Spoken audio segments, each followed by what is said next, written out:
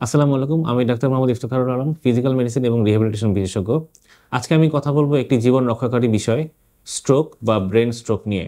Stroke চেনার সবচেয়ে সহজ এবং দ্রুততম উপায় হলো ফাস্ট টেস্ট, FAST। পরিবারের সদস্য, সহকর্মী বা রাস্তাঘাটে কাউকে এই সমস্যায় দেখলে ভয় পাবেন না। এই টেস্ট করে দ্রুত ব্যবস্থা নিন। স্ট্রোক যখন হয় তখন সময়ই সবচেয়ে বড় হাতিয়ার। যত দ্রুত শনাক্ত করা যাবে চিকিৎসা তত ভালো হবে এবং স্থায়ী অক্ষমতার ঝুঁকি ততই কমবে। চলুন দেখি ফার্স্ট শব্দটির মানে কি। এফ হচ্ছে ফেস বা মুখের লক্ষণ। কাউকে হাসতে বলুন। যদি দেখেন যে মুখের একটি পাশ বেঁকে গেছে বা হাসিটা অসমান, তাহলে এটি স্ট্রোকের একটি লক্ষণ হতে পারে। এ হচ্ছে আর্মস বা হাতের লক্ষণ। কাউকে যদি দুই হাত একসাথে উপরের দিকে উঠাতে বলেন, যদি তার একটি হাত নিচে পড়ে যায় বা শক্তি না থাকে, তাহলে এটিও স্ট্রোকের একটি লক্ষণ হতে পারে। এস হচ্ছে স্পিচ বা কথা বলার লক্ষণ।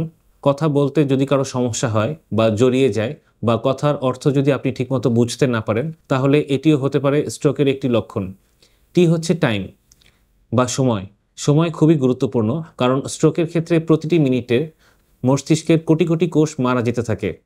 যদি এই লক্ষণগুলোর যে কোনো একটি দেখেন, তাহলে আর দেরি নয়, সাথে সাথে অ্যাম্বুলেন্স ডাকুন বা রোগীকে নিকটস্থ হাসপাতালে ইমার্জেন্সিতে নিয়ে যান।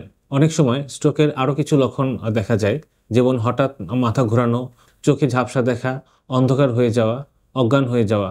তবে সবথেকে গুরুত্বপূর্ণ হচ্ছে ফাস্ট টেস্ট মনে রাখা। স্মরণ রাখুন, মুখ বেঁকে যাওয়া, হাতে দুর্বলতা, কথায় অস্পষ্টতা এবং সময়, এটি হতে পারে জীবন বাঁচানোর একটি সোনালী নিয়ম। ধন্যবাদ।